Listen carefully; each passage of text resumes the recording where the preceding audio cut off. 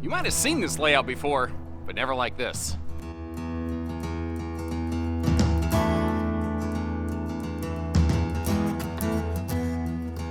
Hey everybody, welcome back to Bish's RV. My name is Josh the RV Nerd. Behind us, a fresh look at the 27RK Wildwood here, shown in the RKX edition, which is the designator for the Platinum Series fiberglass package. Normally, this would have a conventional corrugated metal siding, and today we're looking at with that smexy fiberglass, and boy does it really church up the joint, you know?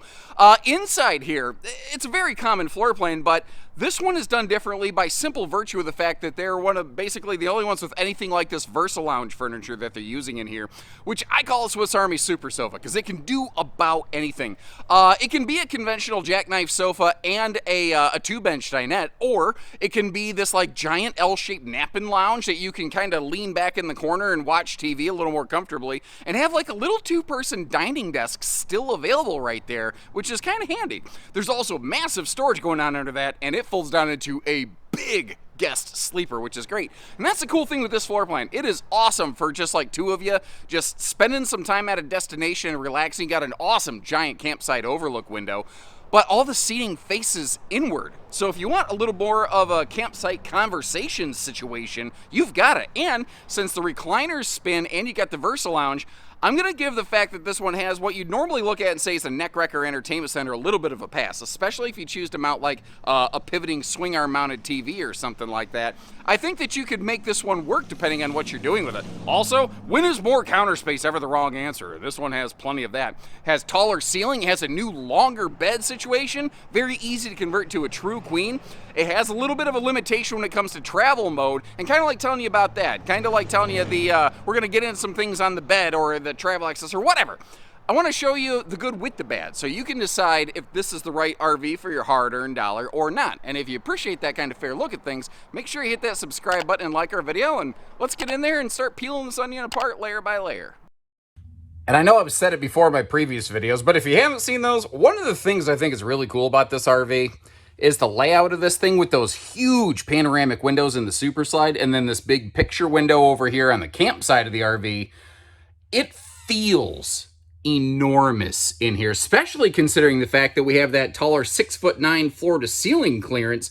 It really opens the space up, and it's a one slide RV that kind of looks and feels bigger than that. Now, like I said, one of the nice things here is if you're still looking for a little bit of classic camping, before camping was all about, you know, let's watch a television, you know, or something like that. And there's nothing wrong with that. Everybody camps differently. And I don't, I don't criticize folks for the way they spend their leisure time and leisure dollars. You've earned that, obviously. You know, I respect that. But everybody camps differently, and there's a lot of people who are like, man, I don't care about a television. Well, if you're looking for a model that doesn't focus on the TV and instead focuses on people, this is one of the most people-focused models. And one of the things is like, you know, that big rear kitchen, the open middle living right here. Everybody knows the party ends in the kitchen. You know, if you've got friends over, you're serving food and drinks and stuff, the bartender's always the most popular person at the party. Well, this kind of does that. Or you can actually just sit right down here and chew the fat and shoot the breeze with somebody, and those chairs are free floating. So if you want to twist them around to the TV that we'll see in a minute, you can do that as well. But I mean, just big, wide, open viewing here. There's a lot of good stuff going on. The taller ceiling allows for taller cabinets. I'll get those upper cabinets, I'll get all the cabinets open in a few minutes here. You'll see that they've even thrown shelving into that upper storage to really maximize it. The sink is kind of facing so that when you are standing there doing some dishes, you're facing the TV and the people and the entertainment. Like, it just really makes sense. And one of the unsung benefits of this being a stick and tin camper is that they can put power outlets pretty much wherever they want, including right down here along the countertop line, so that if you want to set up a whole bank of phone chargers, if you want to get the griddle going, you want a margarita station, whatever you want to do, it's far easier to accomplish with a floor plan like this. Now, for traveling, those recliners actually do strap down. They're doing floor ducted heating. I do appreciate that. By and large, they did make sure they put the floor vents as out of the way as they could in this floor plan. That is a difficulty that some brands some floor plans just don't really allow for doing that. And I think that Wildwood knocked it out of the park here. Now, that is one of those marine woven slide floors. My personal preference is I like it when the main floor and the slide floor match, but as some of you will no doubt point out in the comment section, the floor is very busy. Now, personally, I don't dislike it. I like it myself, but everyone has their own preference. I think that breaking it up a little bit in the slide might have been a decent choice here, but I mean, my wife will confirm for you, I am not a gifted interior designer. They are using the Ahsoka Tano white lightsaber lighting up here, rather than the Obi-Wan Kenobi blue, or the Anakin lightsaber, which is always struck me as kind of interesting that his lightsaber is very popular among children, given Anakin's propensity to, well, dislike children. If you know the movies, then you know what I'm talking about. Big picture window over here on the campsite, hopefully giving you a better look other than just directly next to the trailer parked next to you like this. I suppose it does all kind of depend on where you're parking and what you're doing with it. In the back there, we have one of those 12-volt DC compressor fridges. I believe there's still a 6 cubic foot gas electric two-way swaption, but you're going to find the vast majority of these are made with that 12-volt feature standard right there. And we got ourselves back to where we started, and I do think it's a great time to start diving into this VersaLounge, because if you're looking at this and you're not familiar, like, this is weird. Well, first of all, mega storage going on down below with 5 of these stoves. There's 20.4, I think, cubic foot of food-safe storage under there, and the whole thing can fold down into one big bed. Or you can use it like a normal super slide where you've got a sofa and a dinette. Nothing says you have to go into lounge mode, but I love that you can do that because you can kind of park yourself in that rear corner and you can, just like face the TV more if you do choose to add a TV. So it can have some decent entertainment options. Now, again, the kitchen storage I think is pretty solid. At a glance, you don't see drawers, but they're actually drawers inside of a door. And part of the reason they're doing that is because basically it's cost savings. They're saving you the cost of 2 drawer fronts instead of 1 door front. And as dumb as it sounds, that's like saving you a bunch of money on your cabinetry cost in that area. It's really weird, but Wildwood is very, very good about making those dollars really stretch out and maximizing the value that you're getting out of the RV. Now, everyone's got a different opinion on that, but that's why they're doing what they're doing. And they don't call it Lazy Susan, they call it Active Susie. Now, once again, when you're standing over here at the kitchen countertop, first of all, there's a nice little toe kick under the counter, but it leaves you directly in the mix of all the action, which I really, really like. Now, the slide side windows do open for cross breeze airflow, which is nice. Your big panoramic windows do not. I'd be kind of curious what you think about that. I think a lot of people, are going to say, yes, I want breeze windows everywhere. But owners of these, anyone who's actually bought a Salem or Wildwood, or even a Vibe does something similar with that kind of arrangement, would you chime in and let me know, have you found it to still be functional? I'd be kind of curious. Now, sliding up here past the entry door, we're going to go right past our command center. And one of the things here is you actually do have dimmer lighting for the living room. Now, naturally, I'm facing backwards away from it. But to activate this thing, one slide turns the lights off and on. I guess the lights above us are tied to it as well. I didn't think about that.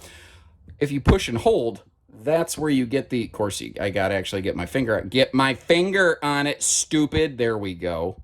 There you go. And it dims right down. Hold it again, and it dims right up. Dims up? Whatever. Dim sum. I'm an idiot. That was far more complicated than it necessarily had to be. Now, the bathroom here, I kind of wish it had some level of sliding door. It's a swinging door, so you do have to really step all the way in there to close the door, but I guess at the end of the day, it's not that big of a deal. Good space around the toilet. You see it's got a nice rectangular shower, which is going to give us some more elbow room, especially considering they use a radius track shower curtain door combo wombo there to give you extra elbow room. And that taller ceiling means if you're over 6 foot like me, you can actually stand in the shower without your head necessarily being all up in the bubble. Now, I like to be fair. When I see something, I say something. This brand is very smart about making dollars go a long way. I will tell you, little fit and finish glitches like this, that is something they are unfortunately sometimes prone to. And it's a bummer for me to see that, but I hope you appreciate that I took the time to point that kind of stuff out. And I get that that can really kind of erode your confidence in a brand a little bit, but I want you to really know and really understand what you're getting for your dollar here. Now, I am all smashed up in the corner, just kind of pointing the camera around. big space for a wastebasket there. I like that open shelving. I think I'd put some extra rolls of butt napkins down there. And the mirror is a medicine cabinet, albeit a very, very shallow one. They actually made it super shallow to make more room for the cabinet to the left of it, which I think you could probably use more often as the medicine cabinet, as it were. Now, sliding out of this room, you might wonder, what is that box right there? I believe that's the power junction box where where your awning is mounted on the outside of the RV. The inside versus the outside relationship of the awning sometimes a little bit tricky.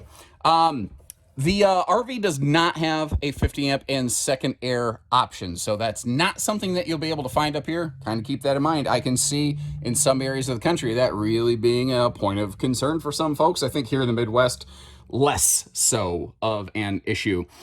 We will come back to this bed in just a moment. You see the little sticker right there is a little bit of a sneak preview. Where I actually want to begin here in the bedroom is like, you see how you see some USB outlets over there, but you don't see any household outlets. Well, if we look inside that cabinet, that's what they call their CPAP storage cabinets, where they actually have like a cutaway inside of that, both side stands. So there are USB outlets on both sides of the bed. They just accomplish it in a very different way. Plus, easy lift storage under the bed with a nice shoe garage down below. Those kind of dresser totes, by the way. So, you know, some very handy storage and organization in the bedroom. And we're going to see big storage in a second. For now, though, I want to zero in on this thing. You read this, it's like custom king size. But if you actually read the size of it, it says 66 by 78. That is basically what's called an Olympic queen, which is an uncommon but technically standard residential mattress size, 66 by 80. So it's a little bit bigger. It's a weird size. So like trying to find replacement sheets for this, yes, that's a little bit tricky. But what you can do here, you could shop for what do I want to say, Olympic queen size stuff, and it should work. Or if you just want to go with normal queen size beds, the bed deck under the bed is still sized for a queen bed. So if you want to put a 60 by 80 regular queen in here for normal sheets, easy replacement, that is not a terribly difficult thing to do. One other thing I want to mention while we're over here, the windows in here have the same blackout roller shades that you find throughout the living and kitchen area, which is a lot of manufacturers will scale down once you get out of the living room. Now, flipping around the other direction here, one of the other things is, although they don't have an extra slide in the bedroom, they do have a big closet built into the bedroom, and actually, that's going to be a bigger closet than what you would normally find in a wardrobe slide model. I'm actually more of a fan over time of designs like this as compared to wardrobe slide models, and there's your TV hookups, by the way, because I'm getting the same or better storage, really. And it's better if you have tall stuff that you're hanging in there, but you're also doing it with less mechanical stuff. Like, you know, there's one less slide, there's fewer seal points, fewer leak points, fewer maintenance points. For me, it just kind of works. Now, I've closed the slide for road mode, so getting to the bedroom and the bathroom, obviously not difficult. Once again, we got that dimmer switch lighting right there. And if you look at this, if you're going down the road and you need to make a little snacktastic action stop, you really can't do that unless you're going to Dukes of Hazzard yeehaw over the countertop, and even then the fridge is kind of sort of blocked by the slide out. But this is a rack and pinion slide. So if you are parked in a position where maybe you can't fully deploy the slide, but you can get 6 to 9 inches out of it, kind of like I've done right here, it does leave you enough room to do a little bit of a travel trailer two-step to kind of slide through here and get to the refrigerator for little snack stops. Now, I just noticed something that's never occurred to me on this floor plan before. Although not fully blocked by the slide out when it's closed, the converter and fuse panel is partially blocked by the slide when it's closed. I think an easy way around this is somebody disconnected my battery up front. They should flip-flop the converter and the little CO detector right there. And I think that will solve that issue for $0. I think that's an easy kind of factory fix. Now, quick note, you really shouldn't be occupying and using the slide unless it's fully extended. So kind of keep that in mind in your little travel stops. Now, inevitably, we'll get the question, can I pull this with my half ton? And if that was something you're curious about, and we're going to proactively answer it here for you, do me a favor, hit at least the like button on the video and just help spread the love there. Let us know we're doing a good job. But here's my answer to that. It greatly depends. So here's what I mean. First of all, the RV's gross vehicle weight, meaning not the empty dry weight, but the full weight with cargo, is approaching 10,000 pounds. That disqualifies a lot of trucks right there. The total tip-to-tail length of this sucker is 33.5 feet. Now, the longer the RV, the more easily it can push around a vehicle, especially a lighter weight, like lighter physical curb weight kind of camper. So you got to kind of keep that in mind a little bit. So if you've got a late model, nicely capable tow package half ton, and you're pulling around flatland southern Michigan where I'm at, yeah, you know what? A half ton's probably okay. But if you want to tow long distances, you're going to go through elevation changes. If you live in an area that constantly gets a lot of heavy winds, I don't think I'd do it. I don't think I would do that personally. That's just my personal 2 cents. So, you know, take that what it's worth. That's just one nerd's opinion. I'd love input from owners out there, what you think about that. And I did not expect that. They have this all plumbed into one single sewer outlet. I was thinking with a rear kitchen and a middle bathroom, we were going to have a two-headed sewer monster, but we do not. Now, some people have asked, hey, Josh, what happened to the sectionalized accessibility? It's still sectionalized, but the plastic sheets they were using, they've moved away from for one reason or another. I never got full clarity on that, but that is the case, just to let you know. They have always had like the JT strong arm stabilizers, but instead of sticking with conventional scissor jacks, they've gone with the new LCI quick drop stabilizer, which basically have the strong arm stabilizer jack built in, which, I don't know, just kind of made some sense for this brand, I think. Now, you may have noticed how there's two different sized baggage doors on this one. Smaller but wider on that side, and wider and taller on the side that we're on currently. I do want to point out, though, that over in that corner, that's where you're going to find the charge controller if you get the optional solar package.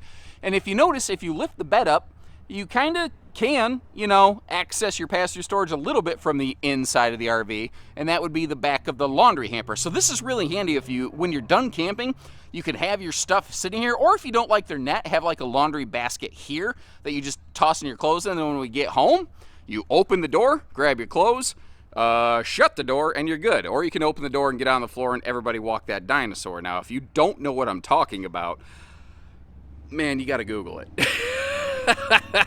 You see how the big door is also a dry erase board, has a magnet hold back. Power tongue jack standard on these, doing the heavy lifting for you. And the power awning, it almost looks like it should be bigger, but remember, the RV tip to tail is 33.5 feet. That's not a bad power awning. I do like the fact that the entry door can fully swing open without smashing into the awning arm, which is a very good way to not break that awning arm. And have you noticed, this is to me a major update, window in the entry door, tinted windows. Those are things that these did not have previously, and those are easy things to overlook, but I think very important factors to point out. I've made no secret about the fact I'm not the biggest fan of outside speakers. I do appreciate how they've at least brought them down here to about my belly button level. It would be about the level of my wife's midsection. You know, she's a little bit more gravity friendly than me, but the fact is they're not going to blow the neighbors away, so I can tolerate that. Now, under that chunk of kitchen counter next to the recliners, there's an area of cabinet space in there that you can't really use from the inside of the RV. So they decided to make it useful on the outside of the RV, and I think that is really, really smart. Now, what if you don't like that little camp kitchen feature right there? You could always, like the griddle, it's just a drawer. You could just slide that out and have like a storage pocket right there. The fridge, you could easily take that out if you want, just unplug it and pull it out of there. Now, it does mount down in place, but it's not hard to remove. So if you just wanted storage, you could do that, but it has the camp kitchen by default right there. And you saw a little cold water sprayer as well. Now, naturally, there's a propane cooker hooker right down below that, so you can do your grilling.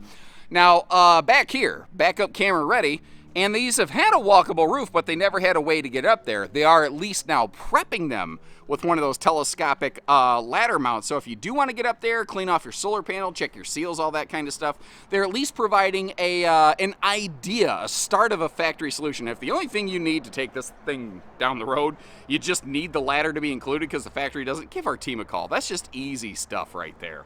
Now, if you're looking around out there, you might find another series of camper with the same model number that looks eerily similar inside, called Salem. You might be going, what are the differences? There are no differences. Other than the stickers on the outside, they're the exact same RV. Exact same RV on the inside, same construction, same production line, and people make them. They just have two names for the same thing. If you're curious about that, I got a video on that somewhere here in this channel explaining why they do that, but that's another story for another day, Winnie the Pooh style. I will leave you a link in the video description where you can check for pricing and availability on any of these that we have in stock in both the Platinum series that you're looking at here as well as the conventional corrugated tin skin. Tin skin will save you a little bit of money. This will be arguably arguably a little prettier, a little easier cleaning, and a little bit more reliable in hail country because the skin's a little less likely to get dented up. So a couple benefits either way, or just get the one that you think looks prettier, or I don't know, whatever works for you. Or don't, I can't tell you what to do. Take care, stay safe, have fun, and happy camping, everyone.